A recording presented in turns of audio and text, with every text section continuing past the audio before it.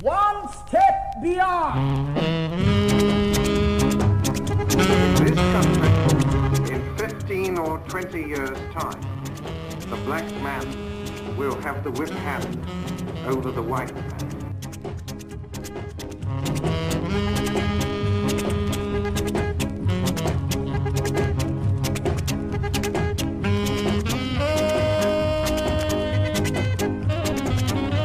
In 1954, about 10,000 West Indians came to Britain.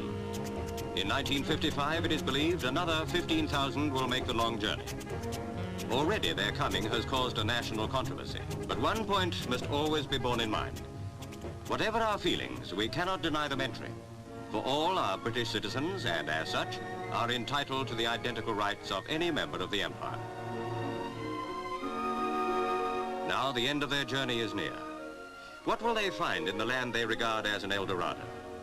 Somerleyton Road houses many of the 3,500 immigrants who have settled in Lambeth. Not exactly the paradise so many expected. We must be mad, literally mad as a nation, to be permitting the annual inflow of some 50,000 dependents who are, for the most part, the material of the future growth of the immigrant-descended population. It is like watching a nation busily engaged in heaping up its own funeral pyre.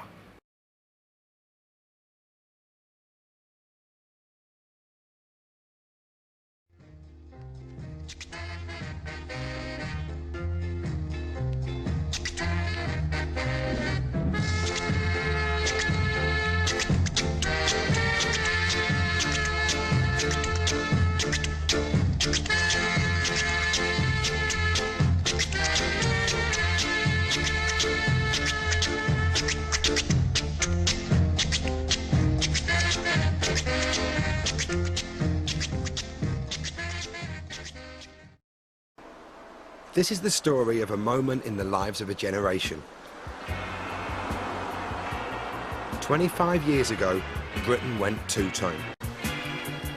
Led by the Specials, a bunch of young groups lit up the charts with a potent, homegrown mix of British and Jamaican music.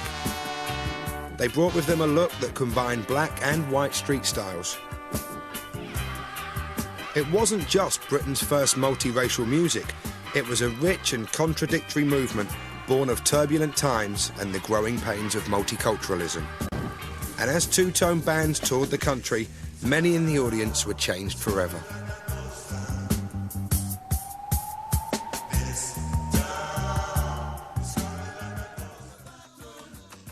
For the audience, two-tone's inclusive message made it more of a movement than a fad. It was two-tone that, for me, really consolidated the coming together of politics and music and youth voices for a new Britain. It all seemed to happen overnight, but two-tone was actually weaving together strands of post-war popular culture that stretched back to the 1940s. The first Jamaican settlers arrived in Britain in June 1948. Among the 500 or so passengers on the Windrush, 20 listed their profession as musician. The new arrivals brought ska, a lively dance music like an inside-out rhythm and blues. Ska, and the reggae which followed it, would soon become as much a part of British music as Indian food became a part of British eating. I belong to that group of people who were born in England to the children of immigrant parents. Coming from the Caribbean, my mum brought a wind-up gramophone, and we used to listen to 78s of Trinidadian calypso. I moved around a lot as a kid, mainly around London, all over the place. You know, I always thought of reggae and ska and all that as British music, and I didn't really know where it was from. It was just part of the pop firmament.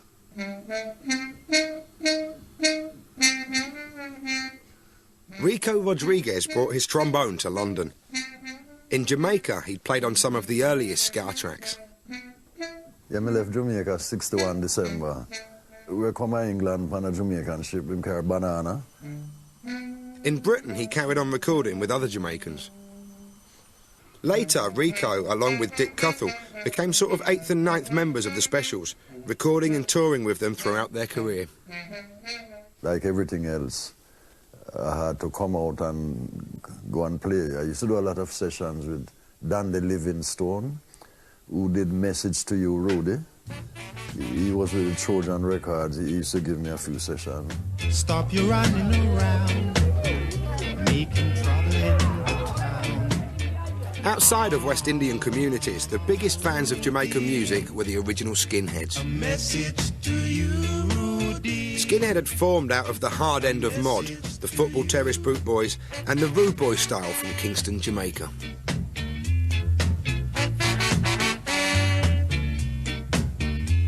Or you might wind up in jail. Along with their love of reggae, the Skinheads took both their too short trousers and their close-cropped hair from West Indian immigrants. Skinhead reggae became a distinct and distinctly British thing. As a teenager, it was all the Scar stuff. That was the era, 60, 69, 70, all those great records coming through, the Desmond Deckers and stuff. But also, we used to go down Lewisham Market and get the Jamaican Scar stuff as it came in. My mother was Jewish, I was from Dagenham. My father was Nigerian and went back to Nigeria after I was born, and I was adopted into a white working-class English family. Because I was the only black kid, it was easier to be the mascot of the Skinheads than anything else. So, and I really, really liked their music. And they used to play ska music and Long Shot Kick the Bucket and some reggae music, and they were deeply into Tamla and soul. And so that's where I began hearing all those records. I mean, I came to black music, in a way, through white skinheads. Mid-70s reggae no longer made much sense to skinheads, but punks were drawn to it. It was as though fast and trebly punk was the other half of unhurried, bass-heavy reggae. Punk groups started trying to fit the two together. We were really interested in the recording process because they made fantastic records in 4-track studios, and that's where we were making our records. We used to try and copy the dub guitar, right? It was a reggae thing. In the studio, he'd have a repeat going, jing, jing, jing, jing. With the white boy playing the reggae, he used to go, jing, jing, jing, jing, jing. So we would check out the little chops, and we would learn a lot of them. It was great. It was a great time. A lot of the encounter between punk and reggae took place at concerts for Rock Against Racism, which had been formed in 1976 out of indignation provoked by blues musician Eric Clapton. Despite being deeply in debt to black music, Clapton had made a speech in support of Enoch Powell, although he denies being racist. Rock Against Racism, the punk reggae interface, says that racism will not be an issue in this popular culture, that what makes this popular culture tick, what makes it work, what makes it beautiful, what makes it compelling, are all premised on the exclusion of racism from the public world that's there. Instead of awkward attempts to mix rock and reggae, there was about to be a new sound. The energy of punk brilliantly fused with reggae's faster ancestor, ska. I thought, hang on a second, okay, it's, you know, it's black and white suddenly. It is black kids, white kids. It is the first time, I think, probably that I'd seen that. Today, they've turned off the wireless and turned on the musical heat in the nation's dance halls. Beneath the neon lights, youth resolves its differences. It's an offbeat, toe-tapping sound, a rhythm for their feet that takes high-spirited youngsters off the streets and into a music that speaks to them. It's been called ska. It's even been called blue beat and rocksteady.